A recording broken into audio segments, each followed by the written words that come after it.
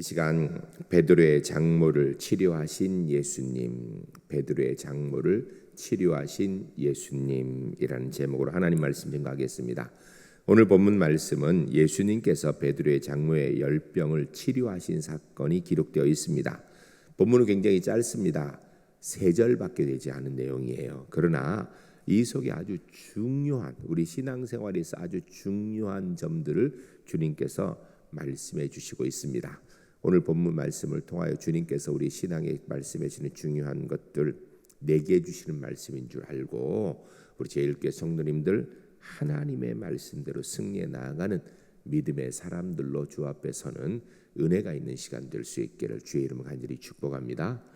첫 번째 따라하겠습니다. 예수님께서 안식일에 이적을 행하셨습니다. 우리가 29절 말씀을 같이 읽겠습니다. 읽으실 때 언제 뭘 하고 계시는가 생각하며 같이 읽겠습니다. 회당에서 나와 곧 야고보와 요한과 함께 시몬과 안드레의 집에 들어가시니. 아멘.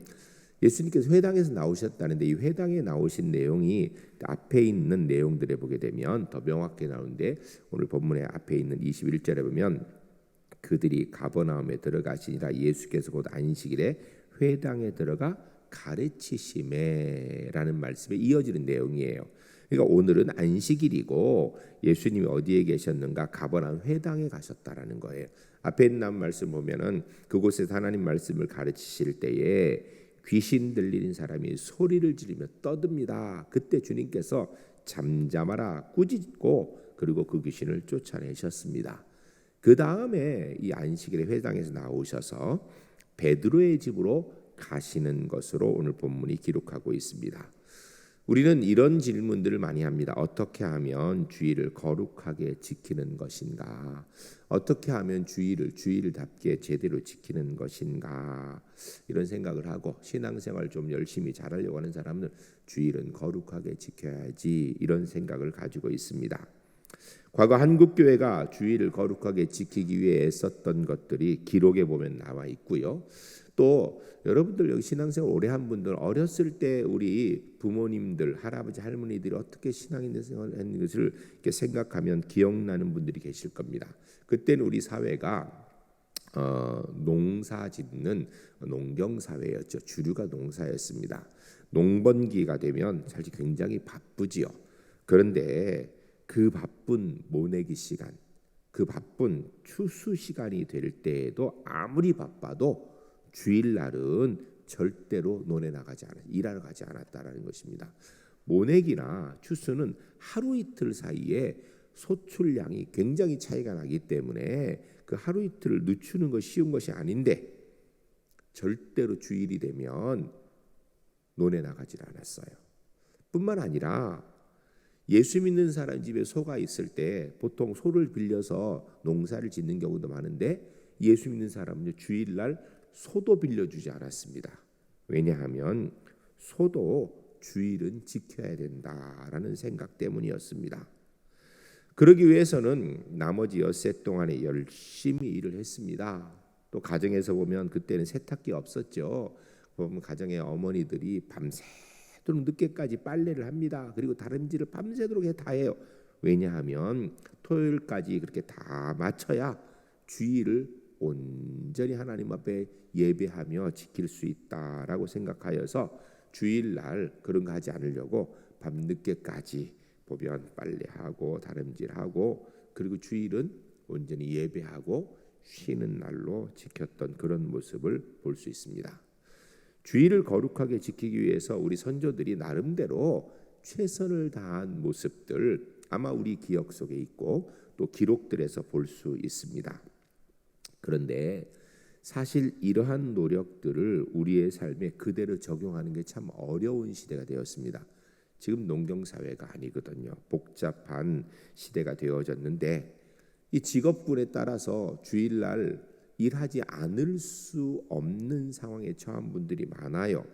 예를 들면 버스 기사 하시면 택시 하는 분들은 택시 잠깐 세워놓고 예배드리고 아니면 자기 근무표를 조정할 수 있는데 문제는 버스 기사 하시는 분들 쉽지 않습니다. 또 경찰관 주일날 당직이 걸리면 누군가는 어쨌든 지키는 일을 해야 될 거 아니에요. 군인, 소방관. 주일날 불 났는데 주일이니까 우리 소방관 불 끄러 안 갑니다. 주일날 어떤 사람이 막 쓰러져 죽으려고 그러는데 주일이라 못 갑니다. 이럴 수 없다고요. 가서 일을 해야죠. 회사에서 교대 근무하는데 공장에 서면 안 되거든요.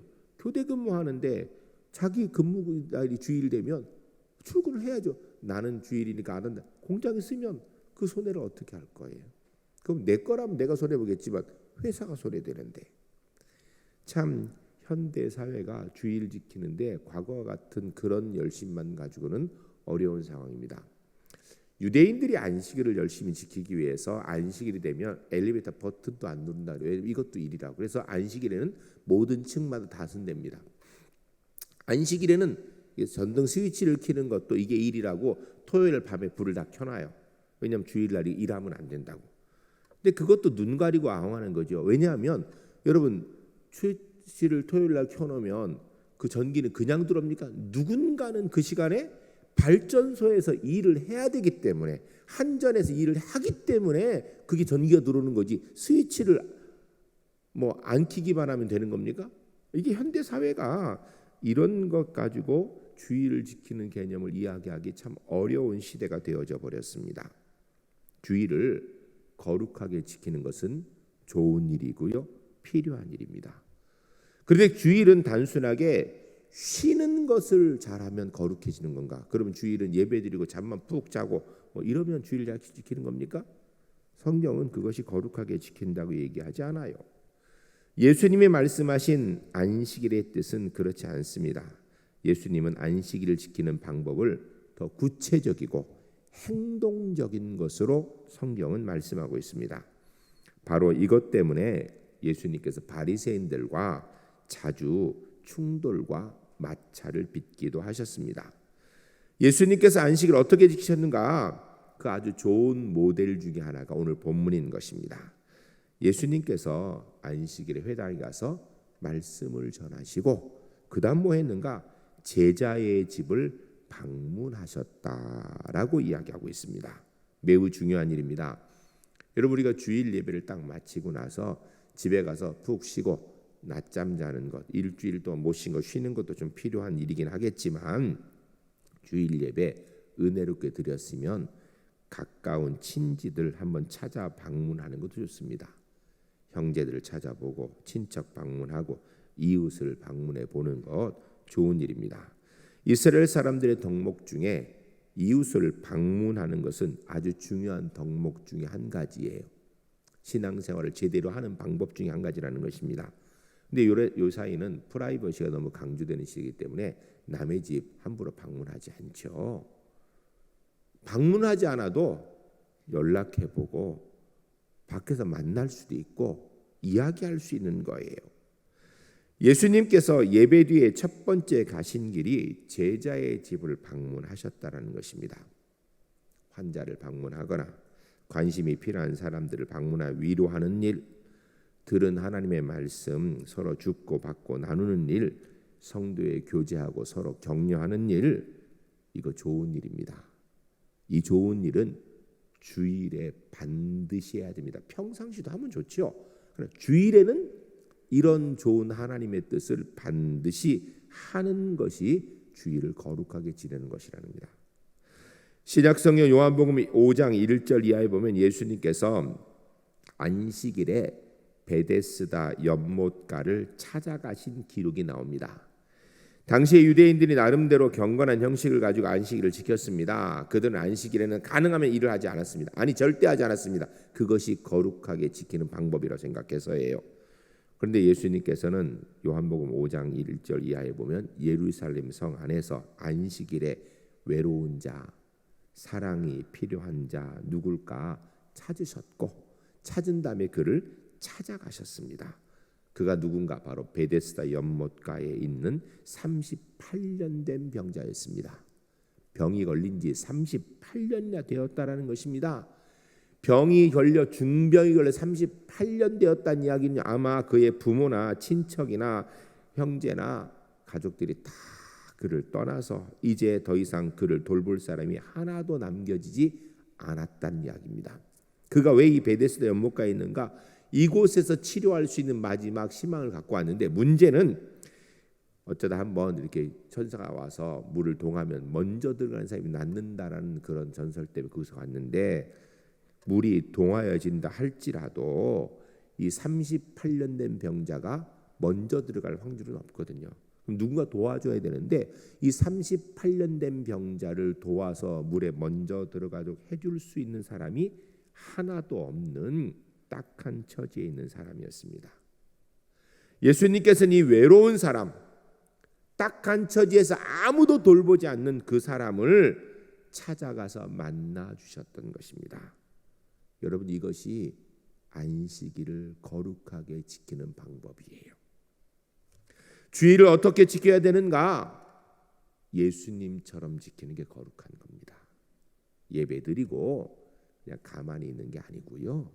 예배드리고 하나님 기뻐하시는 일, 우리의 도움이 필요한 일, 하나님의 은혜가 필요한 사람을 찾아가는 것, 내가 해줄 수 있는 범위에서 해주는 것, 이게 바로 주일을 거룩하게 지키는 방법입니다.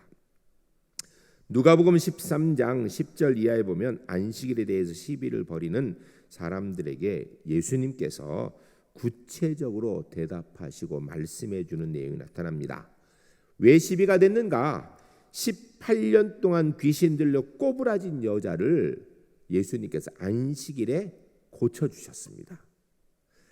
이 예수님의 치유 행동에 대해서 시비를 걸고 있는 이 사람들의 얘기가 일리가 아주 없는 얘기를 아니에요. 들어보면 꽤 일리 있는 이야기예요.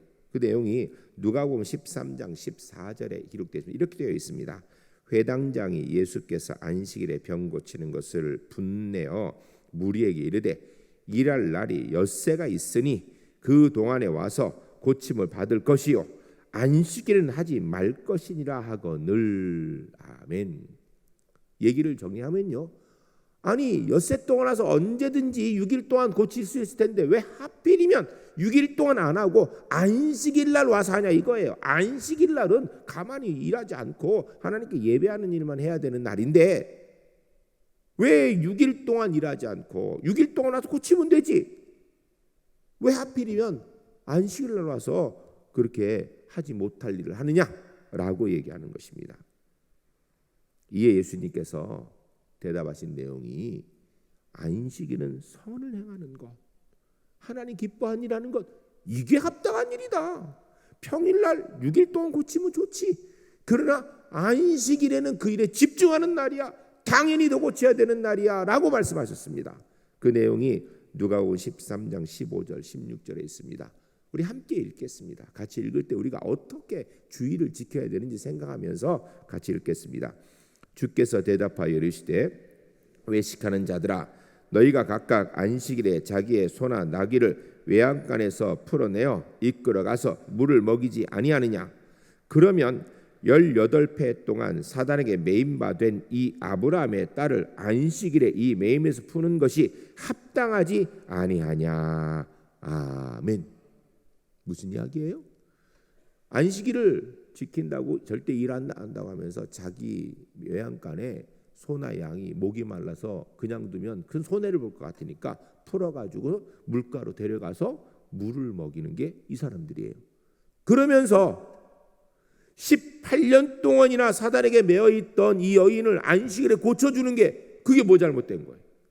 오히려 평일날 고쳐주는 것도 은혜지만 안식일 고쳐주는 건 더 큰 은혜고, 안식일에는 오히려 이런 일에 더 집중하는 것, 그게 마땅하고 합당한 일 아니냐라고 주님 말씀하신 거예요.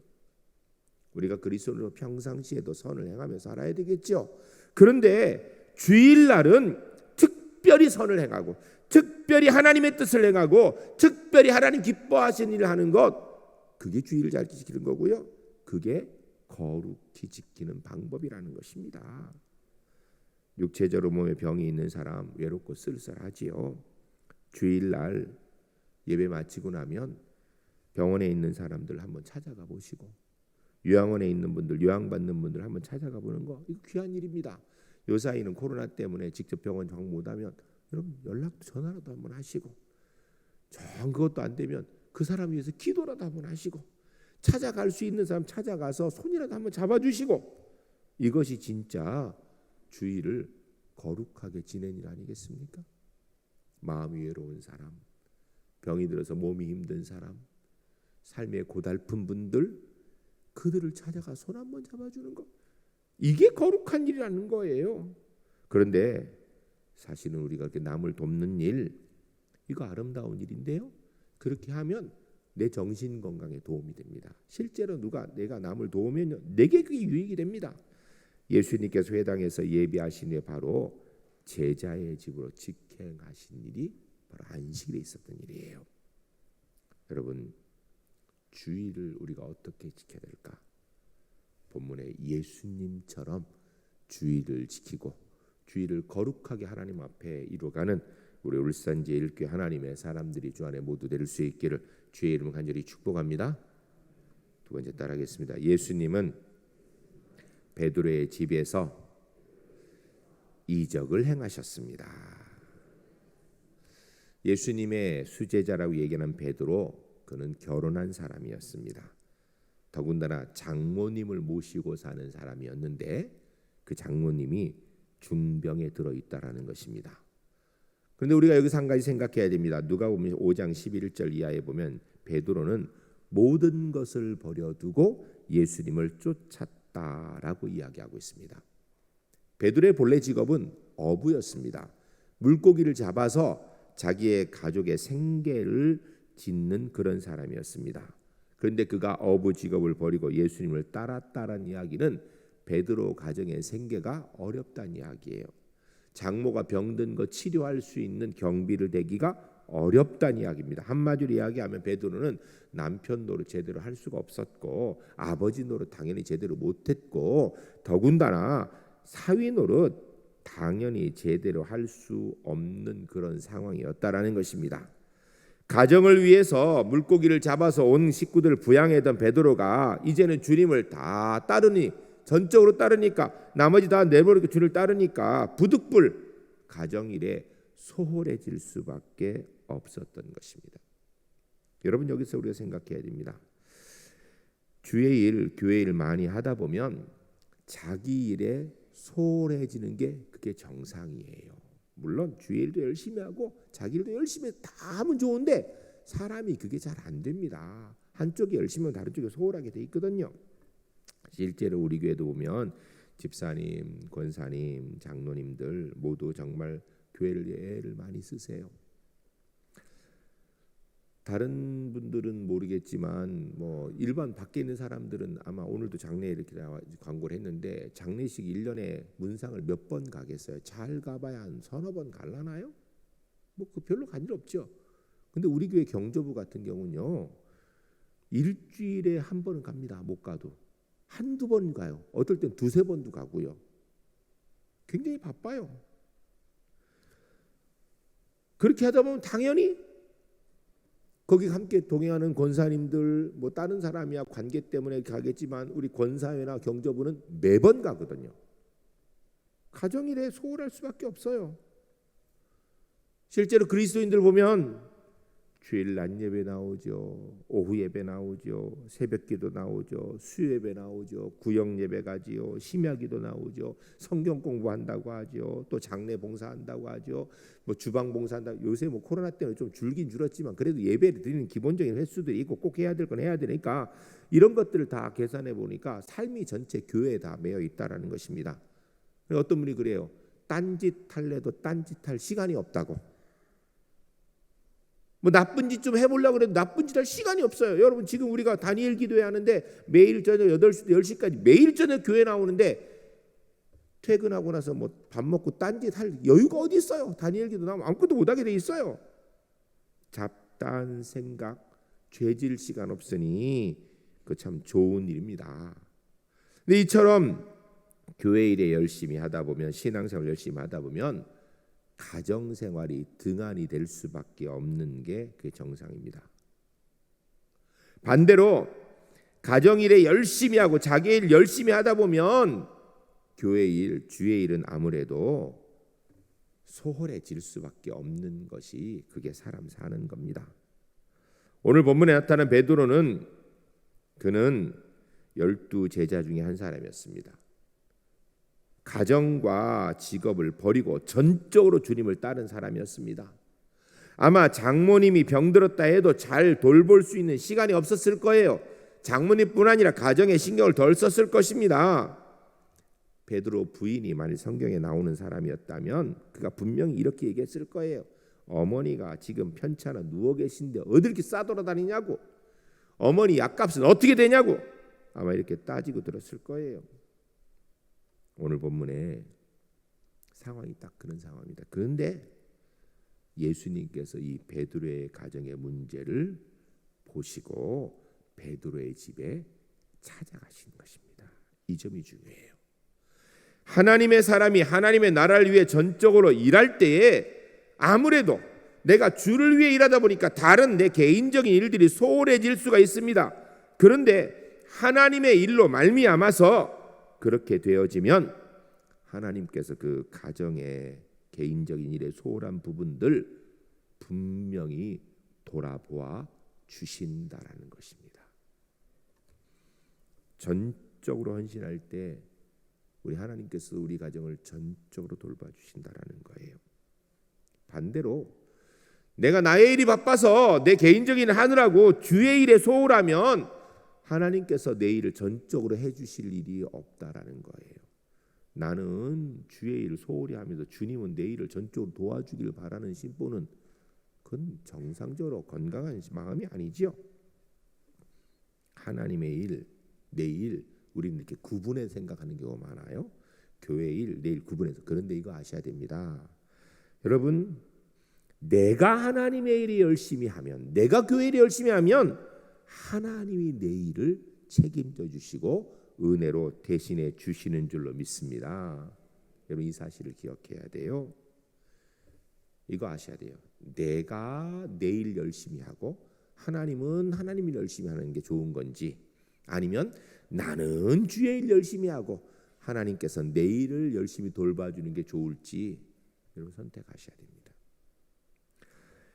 마가복음 10장 29절에서 30절까지의 내용을 보게 되면 그곳에서 우리가 어떤 신앙의 삶을 살아야 될지를 이야기합니다. 우리 함께 읽겠습니다. 읽으면서 주님, 저희들이 이렇게 되기를 합니다. 마음을 가지고 같이 읽겠습니다.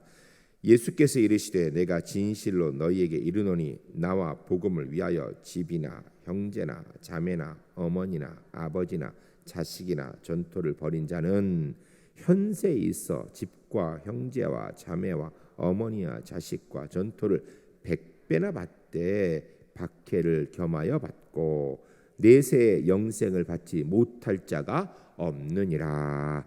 아멘. 할렐루야. 할렐루야.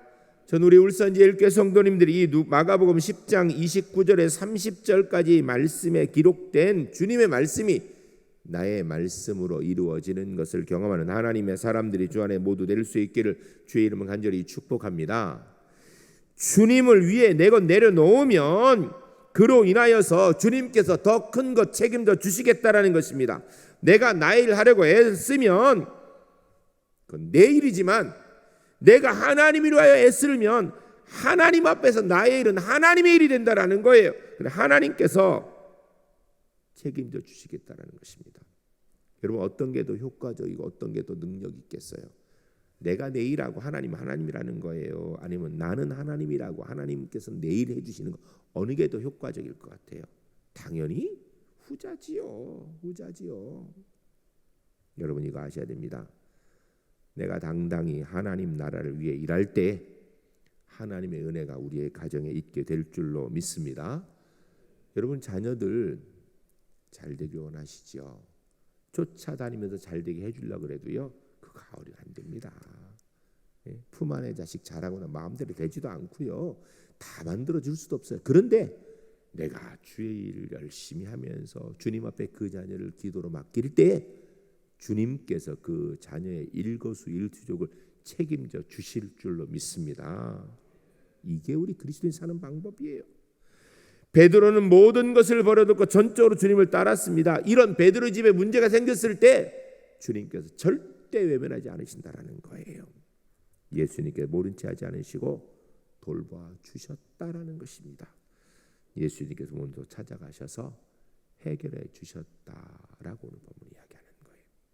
이 베드로에게 주셨던 은혜가 전 우리 울산지엘교회 성도님들 한 분 한 분의 삶 가운데 이루어지는 은혜, 주님 앞에 경험하는 간증이 될 수 있기를 주의 이름으로 간절히 축복합니다. 세 번째 따라하겠습니다. 예수님께서 베드로의 장모를 고쳐주셨습니다. 본문을 우리가 잘 읽어보면 베드로가 예수님께 장모님의 병을 고쳐달라고 초조하게 간구하고 간절히 기도했다는 내용이 없습니다. 예수님께서 베드로의 집에 가신 이유는 베드로가 예수님, 우리 장모님이 병이 들었습니다. 꼭 오셔서 고쳐주셔야 됩니다. 이렇게 얘기해서 가신 게 아니에요. 마태복음, 마가복음, 누가복음, 세복음서 모두에 있는 기록을 보게 되면 그냥 안식일 날 예수님 말씀 전하시고 나서 예수님께서 베드로 집에 가시겠다고 하니까 오시는 주님께 점심 대접하려고 그냥 모신 것뿐이에요. 우리 장모님 병 들었으니까 이게 고침받아야겠다 이런 의도 없었습니다. 30절에 이렇게 되어 있습니다. 시몬의 장모가 열병으로 누워 있는지라 사람들이 곧 그 여자에 대하여 예수께 여짜온대. 베드로는 얘기 안 했습니다. 아니 생각도 없었어요. 그런데 예수님과 베드로와 함께 온 사람들 중에서 예수님 이 집에 문제가 있습니다. 겉으로 멀쩡해 보이는데요. 지금 저 뒷방에 사람이 죽어가고 있어요. 그 사람 베드로의 장모랍니다 라고 얘기했다라는 거예요. 베드로가 얘기한 게 아니고요. 옆에 있는 사람들이 얘기한 거예요. 아름다운 일이죠. 그런데 저는 믿습니다. 예수님께서 왜 하필이면 베드로의 집에 가신다고 하셨을까? 이유는 그 장모가 열병으로 죽어가는 것을 알고 계셨기 때문이에요. 그래 그거 해결해 주시려고 간 거예요. 베드로가 이야기한 게 아니고요. 베드로가 원하는 게 아니고요. 다른 사람들이 이야기했지만 예수님이 이미 알고 계셨고 예수님께서 그 문제를 해결해 주시러 베드로의 집으로 가신 겁니다. 그 주님께서 가서 어떻게 하셨는가? 31절에 기록되어 있습니다. 우리 함께 읽겠습니다. 읽으실 때 주님 우리에게도 이런 은혜가 있기를 합니다. 함께 읽겠습니다. 나아가사 그 손을 잡아 일으키시니 열병이 떠나고 여자가 그들에게 수종되니라. 아멘.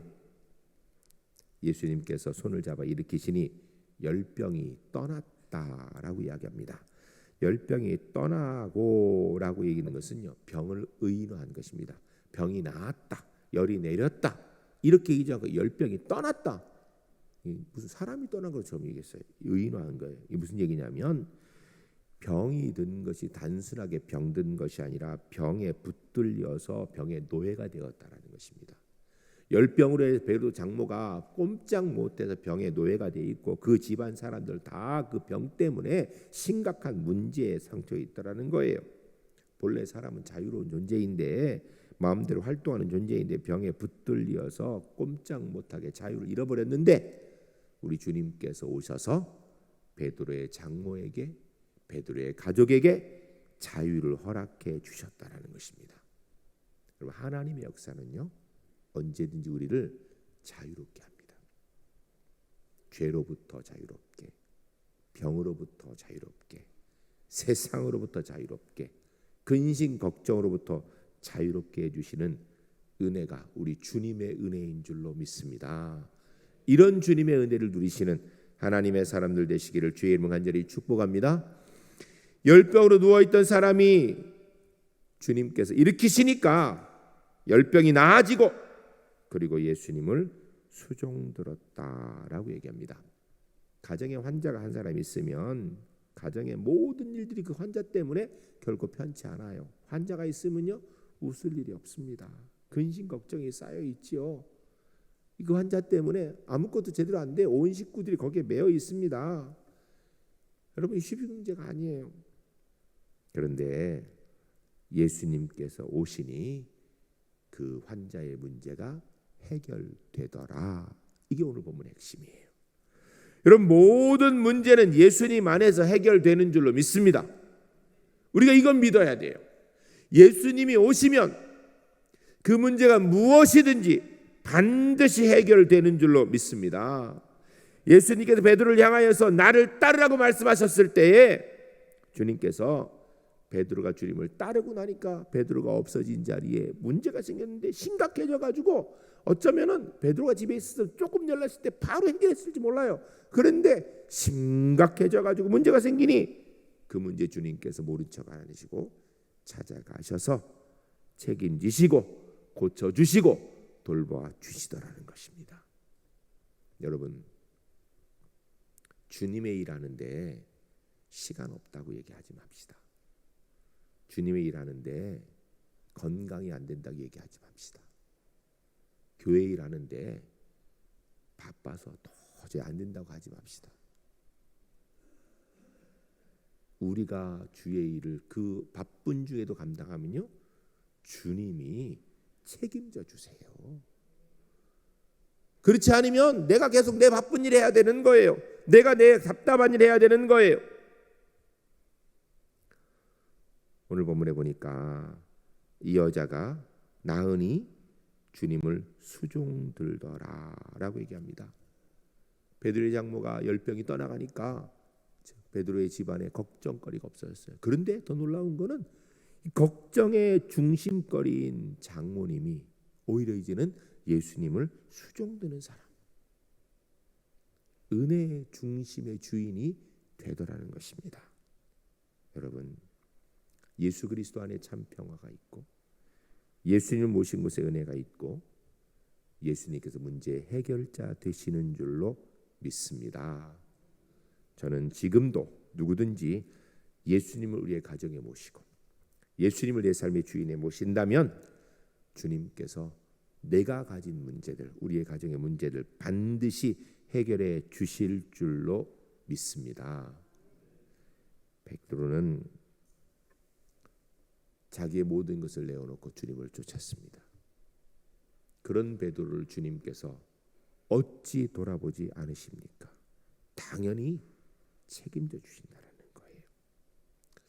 전 우리 울산제일교회 성도님들이 2021년도를 마무리하고 또 2022년도를 새로 시작하는 이 연말 때 내가 바빠서 내 일하느라고 주의 일 못하겠다 이 소리 안 했으면 좋겠어요.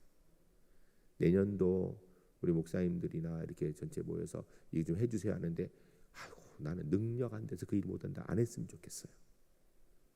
여러분, 내가 아멘으로 순종하면 누가 능력 주세요? 하나님이 능력 주십니다. 내가 순종할 때에 빈자리 누가 채워주세요? 주님께서 채워주시는 줄로 믿습니다. 이런 은혜의 간증이 가득한 우리 제1교회 하나님의 사람들이 주 안에 모두 될 수 있기를 주의 이름을 간절히 축복합니다. 우리 함께 기도하겠습니다. 기도할 때 주님, 주의를 진짜 거룩하게 제대로 지키고 싶습니다. 그렇게 지키겠습니다. 그리고 저는 주님의 일을 하겠습니다. 주님이 제 일을 담당해 주실 줄로 믿습니다. 베드로 같은 은혜를 경험케 하옵소서. 함께 기도하겠습니다.